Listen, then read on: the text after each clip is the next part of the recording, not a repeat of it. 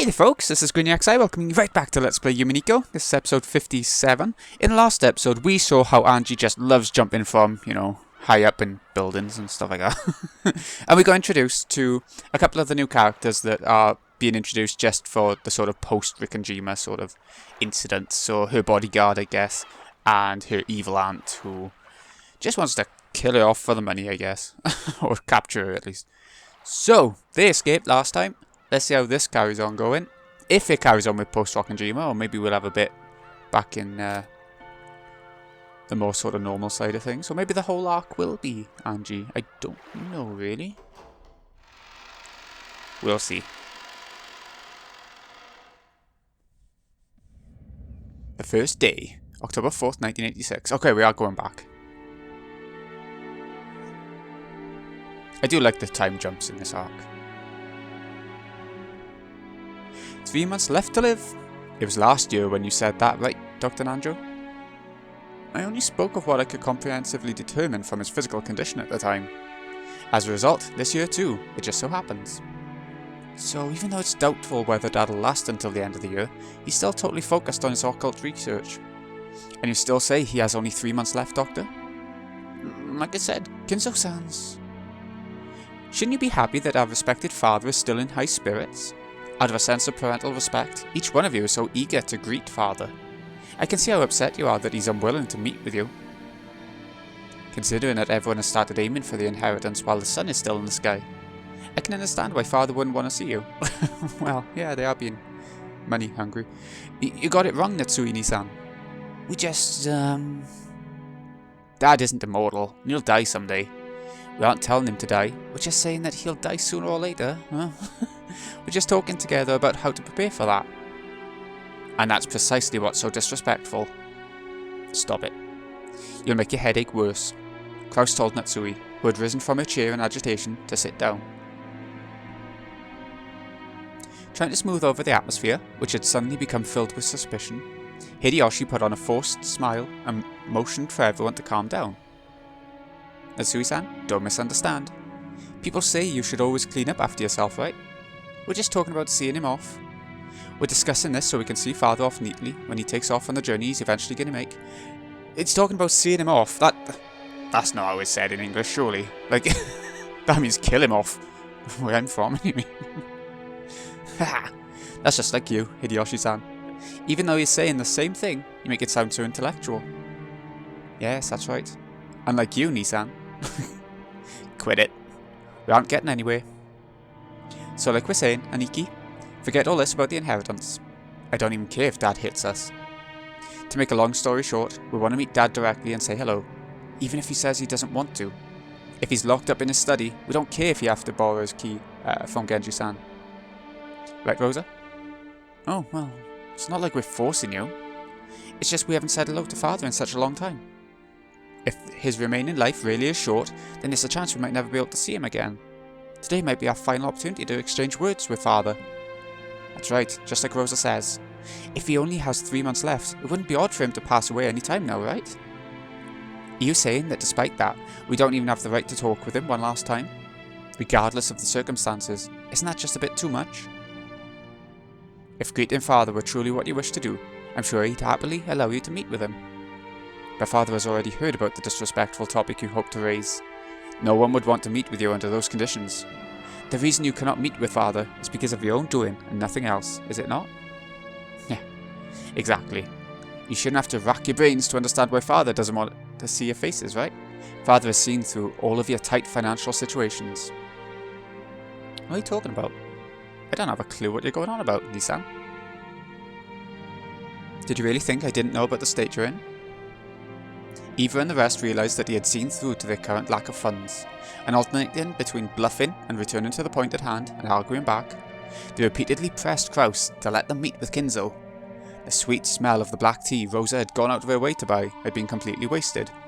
The only thing she was glad about now was that the children weren't here for this. The fact that they'd gone to play at the beach right after lunch had been their only salvation. Okay, so they're having the usual big argument about the inheritance.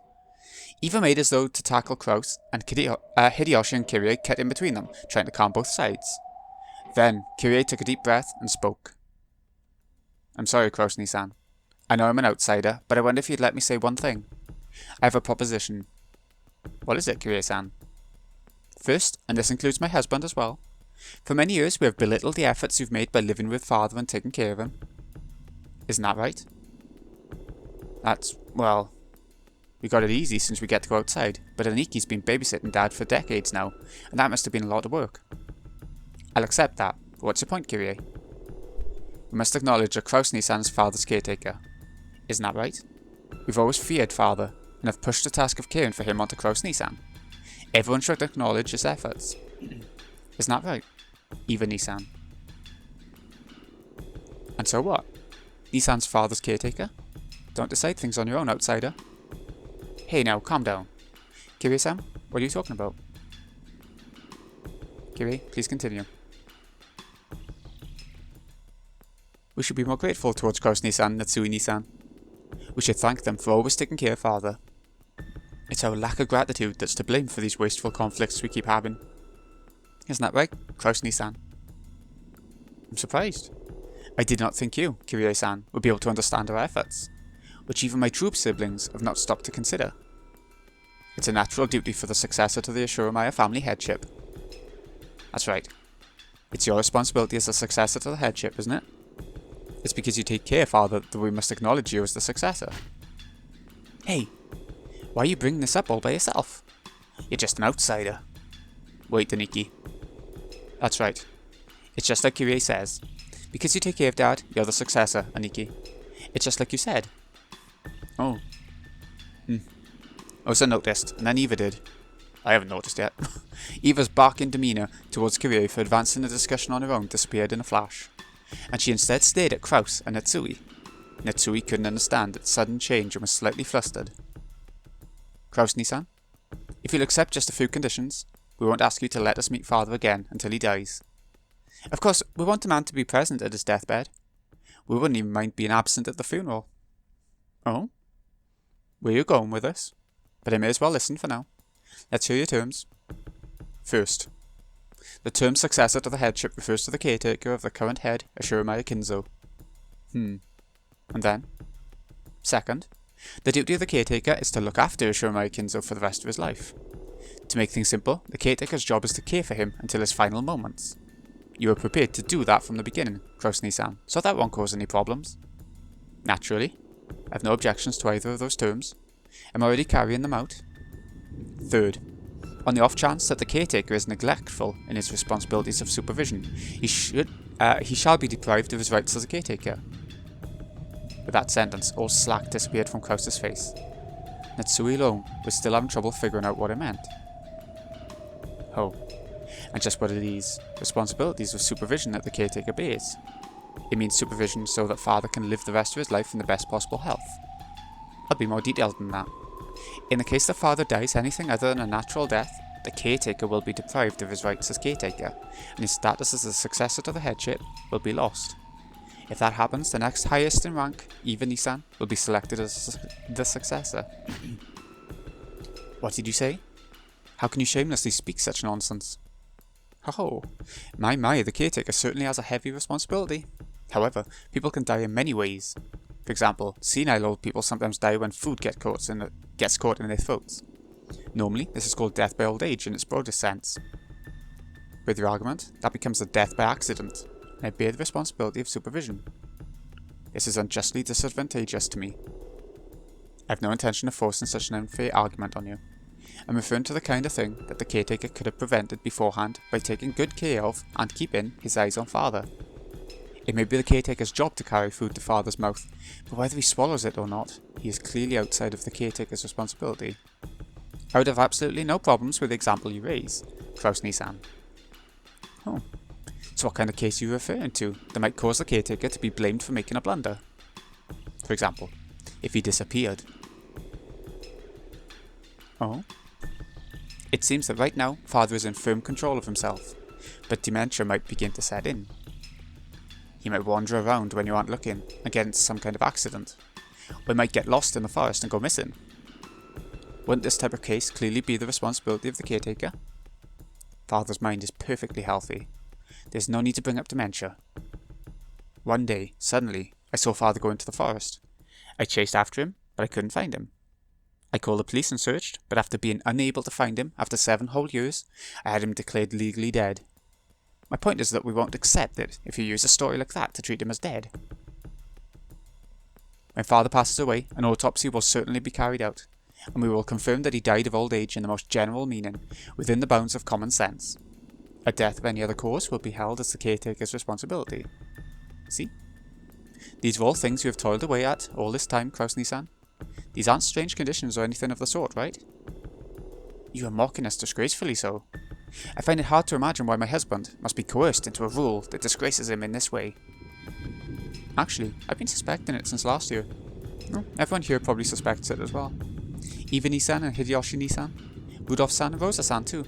Everyone has suspected it the whole time, but it was so frightening to imagine that no one actually said it. I see, so this is what you're trying to say. The father is already dead, and that I have been hiding it.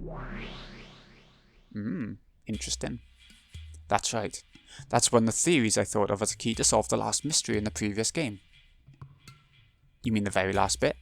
The mystery of who killed Dr. Nanjo? That's right. The witch definitely said a lot in red. She mentioned the names of all 18 people and announced whether they were alive or dead, and then she claimed that there were no humans beside them.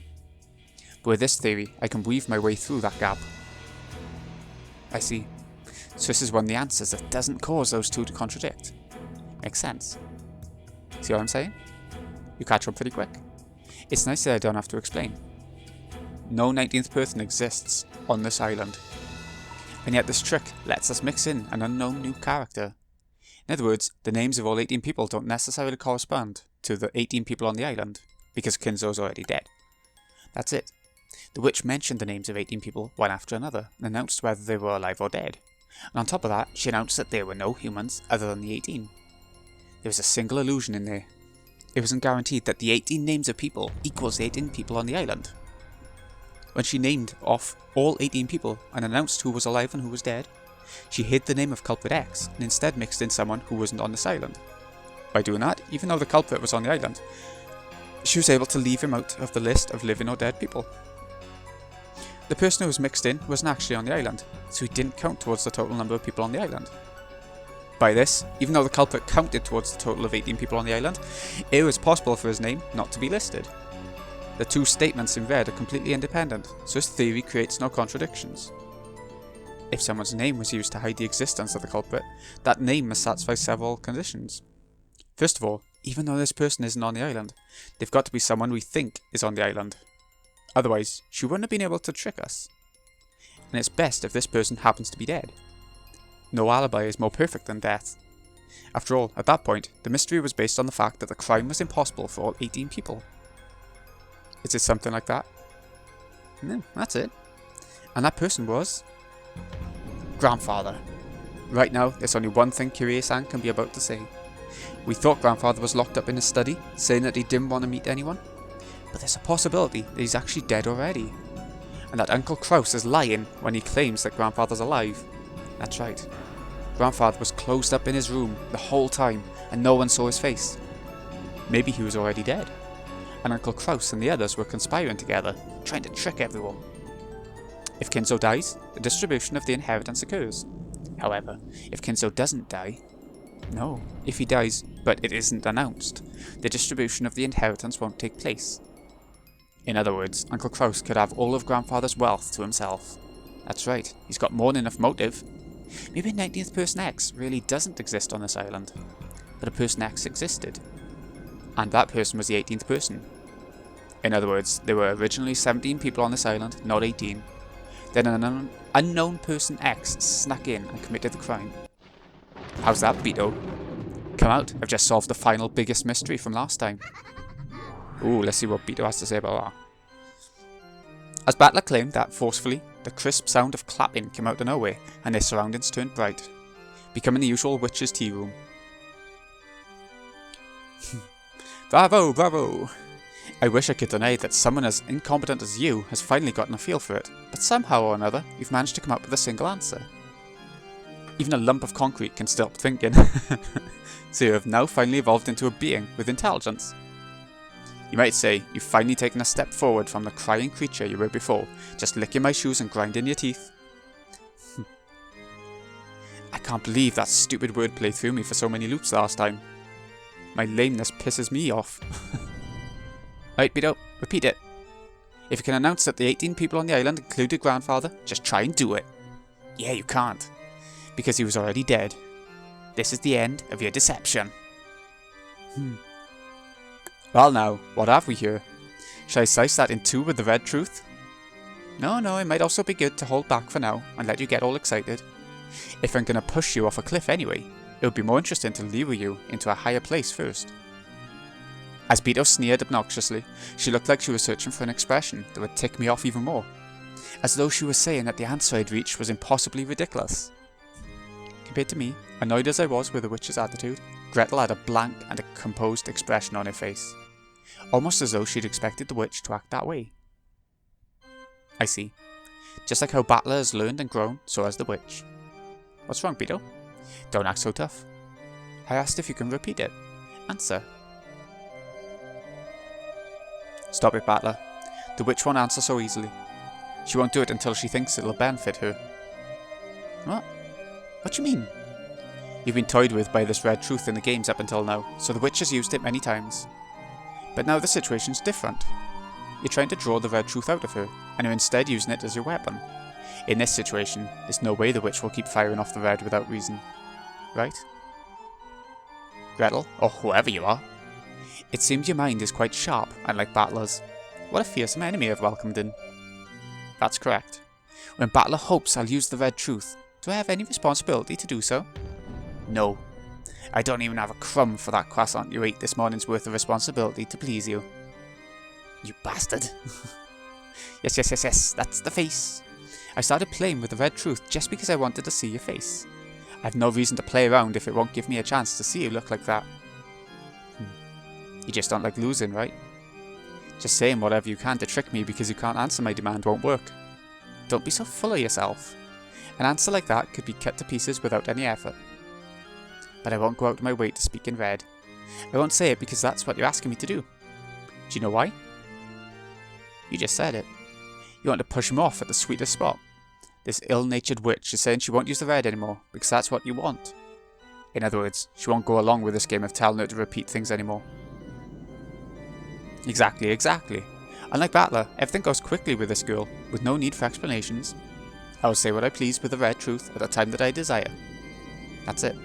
Basically, it's the witch's right to use the red truth as she pleases.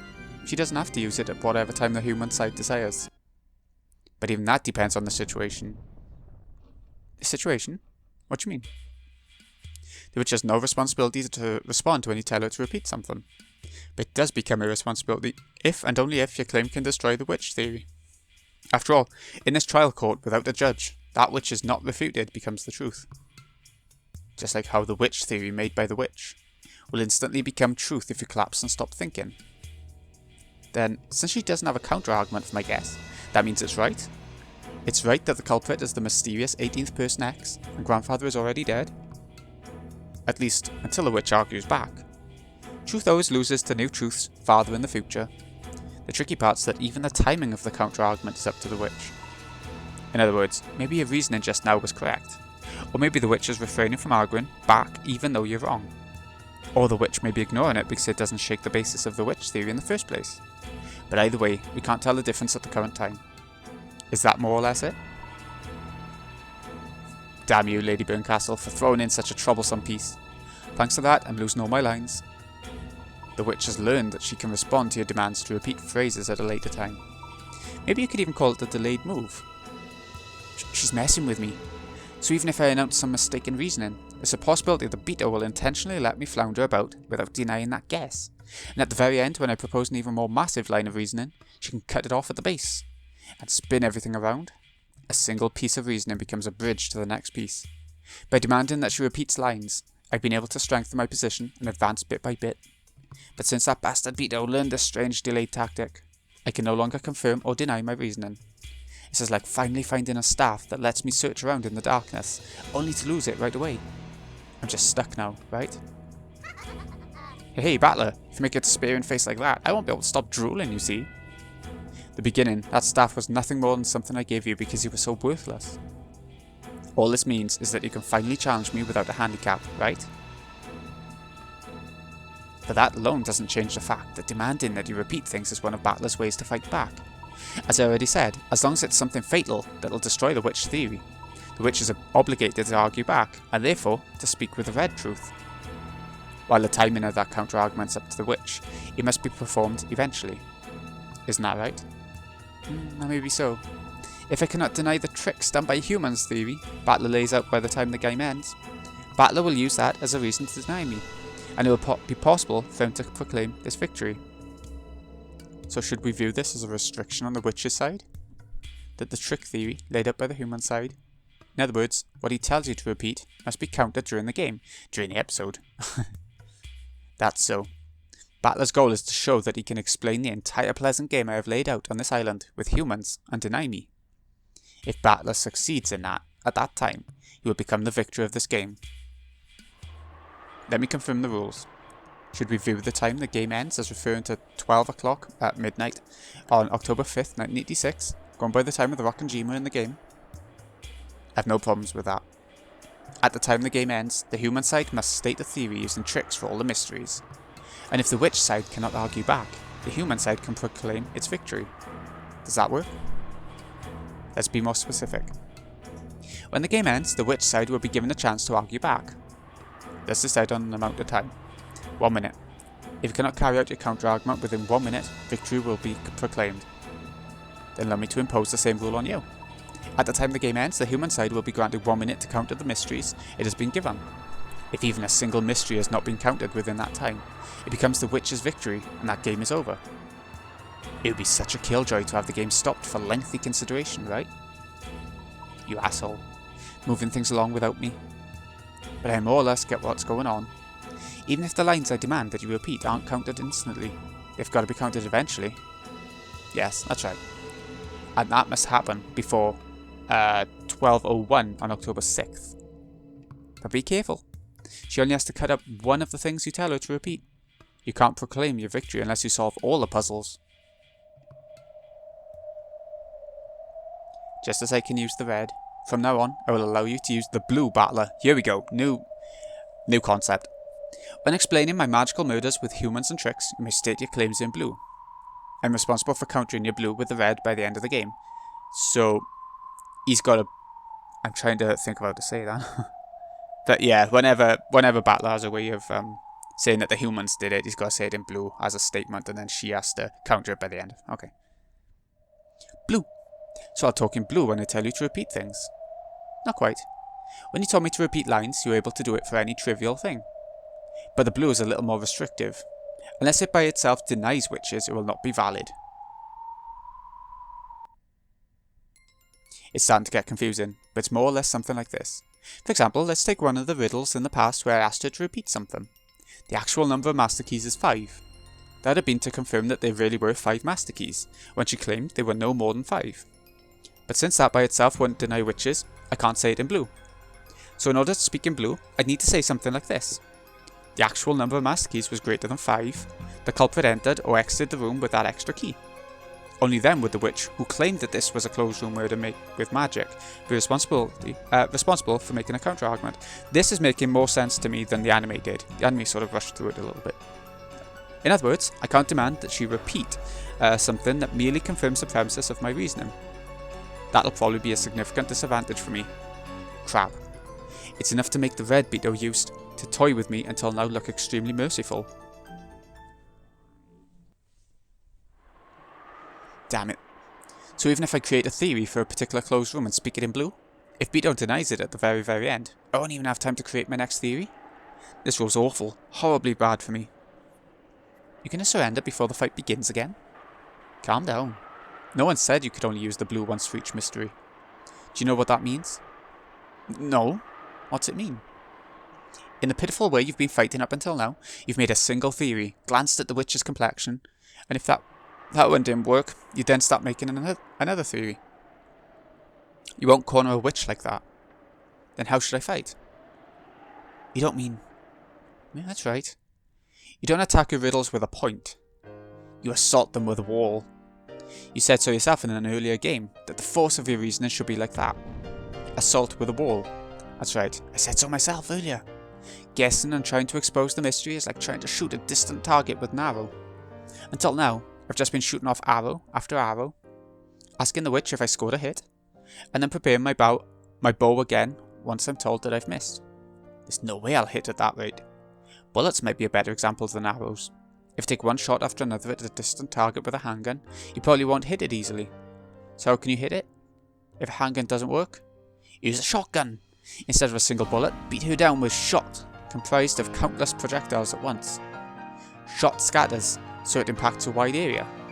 That makes it optimal for shooting small, fast targets like birds. That's right, there's no rule that says I have to guess like a pistol, shooting one shot off at a time. Making a single theory and just hoping that it hits no better than stopping your own thinking. Blast away with a massive number of bullets, of guesses, and make them impact like a wall, so that only one of them hitting the target is enough. Blue, huh? I get it.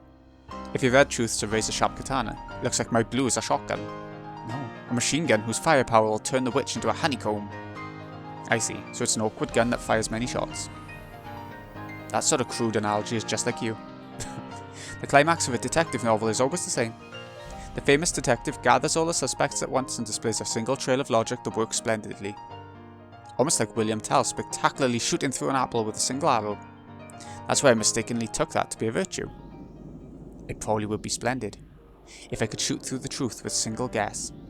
But that isn't realistic. Look at real wars.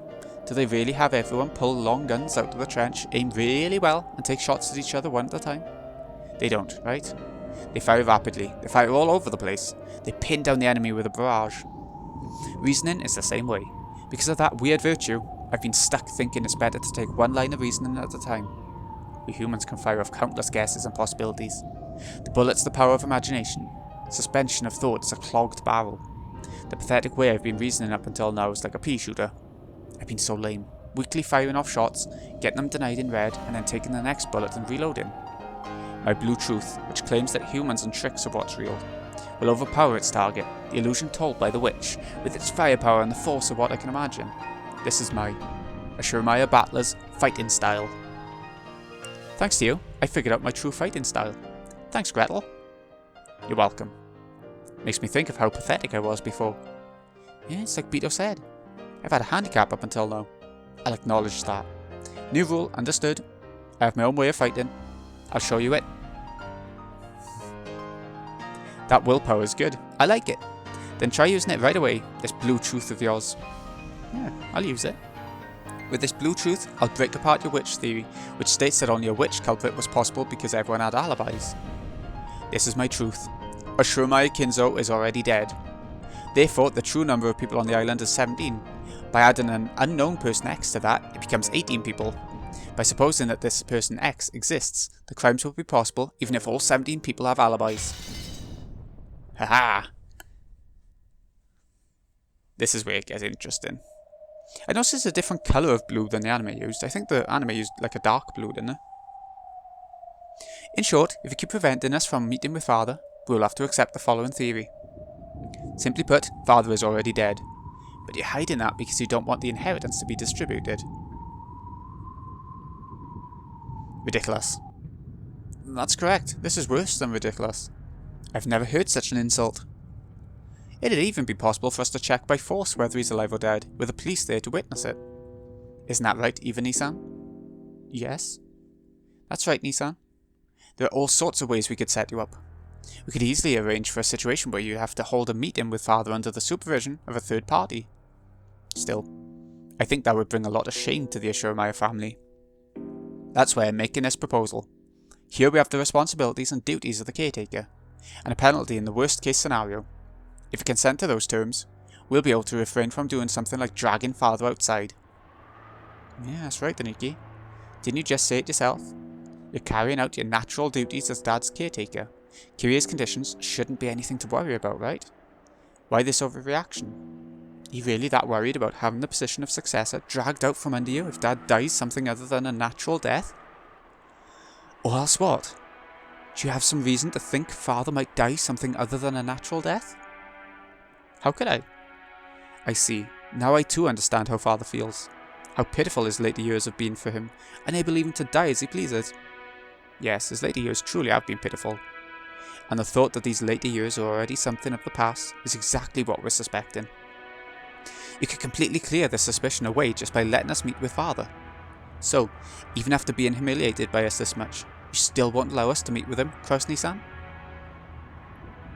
Father is probably already dead. The corpse may have been disposed of in absolute secrecy, and after taking all the wealth for yourself as Father's agent, you'll make it seem that he disappeared until 7 years pass, making Father a corpseless member of the deceased. I'm sorry, but please don't take it badly, okay? I'm just playing detective here. How rude can one be? You have no right to stay in this mansion. Leave immediately. I won't permit you to cross the threshold of this house again. It worked last year, but you've used up your luck if you thought it'd work this year too. Father is in a bad mood, so you can't meet with us? That was plenty suspicious last year, and yet you're doing it again. If you really wanted to fake being Father's agent and grab up all his assets, you should have done it a little more speedily, making him disappear without waiting for today's family conference. You really are naive, Kraus Oni-san. Sama. I have no idea what you were. However, if it's a fact that Father's in a bad mood, and you're preventing us from meeting him as part of your responsibilities as his caretaker, it's a very wonderful thing you're doing. In that case, if you just accept our conditions, everything will be settled here and now. After all, you care so greatly for Father, Krasny-san. There's no way Father will die in a manner that leads to trouble during the autopsy. After all, Father hates hospitals, so he'll pass away in his study, right? An autopsy will certainly be carried out no matter what happens. The only way to kill him without an autopsy would be for him to disappear. Enough, Kirie-san. I think you've bullied Nissan enough. Eva rebuked Kirie in a sickeningly kind voice. Considering the situation, that was impossible, which is why it was sickening. I'm sure Nissan has his own difficulties to worry about, as well as his pride. True, Nissan might consider that one of his natural duties, but if you force him to put it on paper and assign penalties, I could hardly blame him for getting upset. Don't you agree, Rosa? Yeah, that's right. She might have made light of Krasny-san's pride as the eldest son a little too much. I'd feel bad for him if we were to force him to sign a statement regarding the duties of the caretaker as Kirie-san has laid them out. That's right. You're doing a good job, Aniki. Taking that into account, we might consider avoiding all that about signing strange papers and worst case penalties, and leave everything to you. You people. Not just Eva, but Rudolph and Rosa as well, with unnerving smiles on their faces, as though they planned this beforehand, began closing in on Kraus.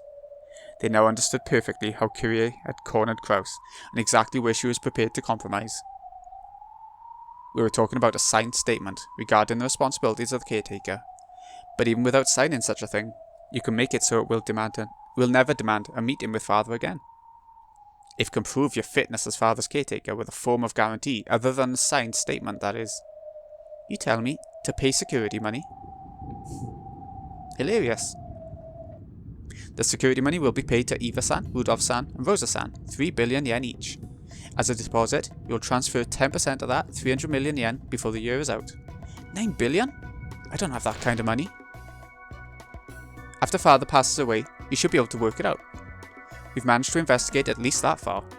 You should be able to handle a deposit of 900 million yen in your current financial situation. And it should even be possible for you to borrow it from Father, right? There's no need for obvious charades anymore. How unpleasant. Truly unpleasant. It is at that. Even just the discussion of Father's inheritance was far too disrespectful. Father is already dead. My husband's hiding that and keeping all the money for himself.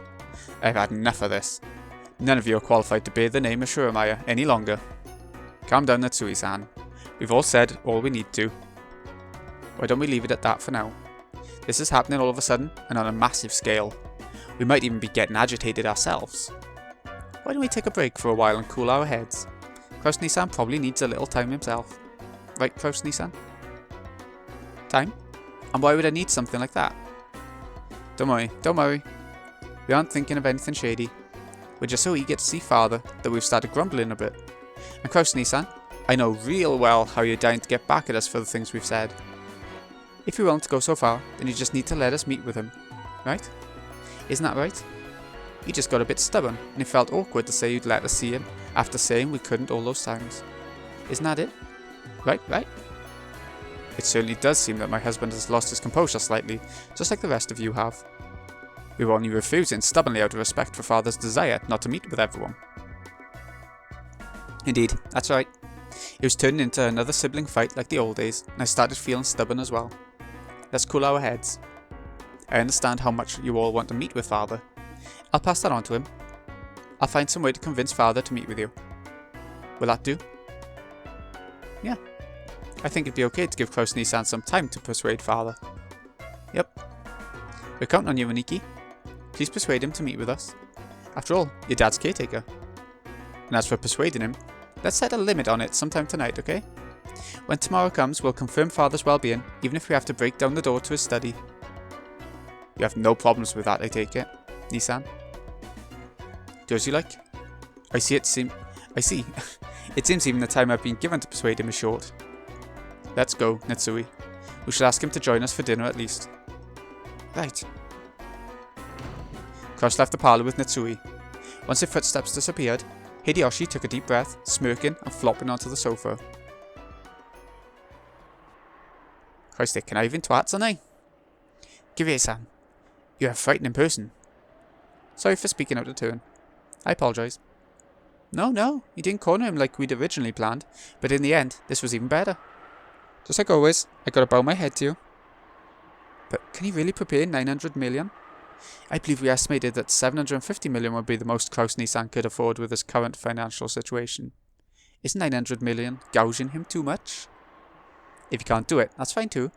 If we do something like lowering it to 750 million so Kraus-Nissan can save face, it looks like we're compromising and it'll be easier to settle, right? And if he really does come out with 900 million, that's even better. Nissan's probably having a strategy meeting with Netsui-san about now. Really will be interesting to see what kind of twisted logic our proud Nissan comes up with as an excuse. Convince Father? There's no way he can. There's no way to convince someone who isn't even there.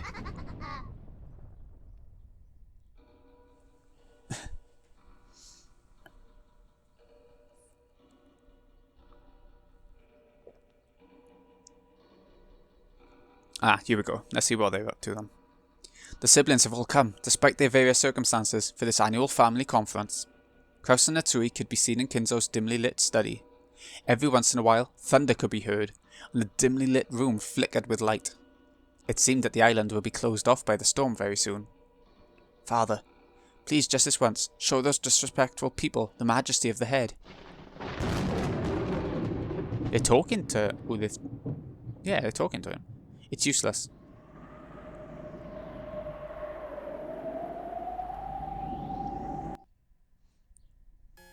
He does seem like a stubborn old man. The large shadow of a person standing by the window, his majestic back facing them, answered quietly and forcefully. He hung his head and shook. Eventually they could hear a mumbling laugh over his shoulder. It's useless. It's all useless. 3 months left to live? An almost finished geezer? To whom exactly are you referring? You fools. Ooh, achievement. Goldsmith. Did you wander over here because your siblings threatened you? Know your shame. As Kinzo turned and brushed his cape, it flashed forcefully through the room's stale air. That air pressure truly signified Ashuramaia Kinzo's majesty and willpower itself. After being blown back by that wind, it wasn't strange that Kraus landed on his butt. As though showing consideration for Kraus, who looked as though his legs had been swept out from under him, Netsui also crouched down. Then, with a thunk, Kinzo's footsteps approached with a heft that signified his dignity. Father? You fool! I heard from Canon. Just how far did you pathetically let your siblings lead you around by the nose? Father, my husband's doing his best to protect your honor. Without lending an ear to Netsui's words, Kinzo extended his palm to Kraus's collar as the latter sat on the floor. No, he curled his fingers, leaving only his pointier finger out, and took that finger and pointed, pressed it up against Kraus's collar, twisted it, and slowly, with just one finger, picked Kraus up into the air. He's a strong old man. You really are a pathetic fool. You let your wife speak in your defense. If you have an excuse, give it yourself. Yeah. Kraus clawed at the air. Kinzo's brawny finger was choking him.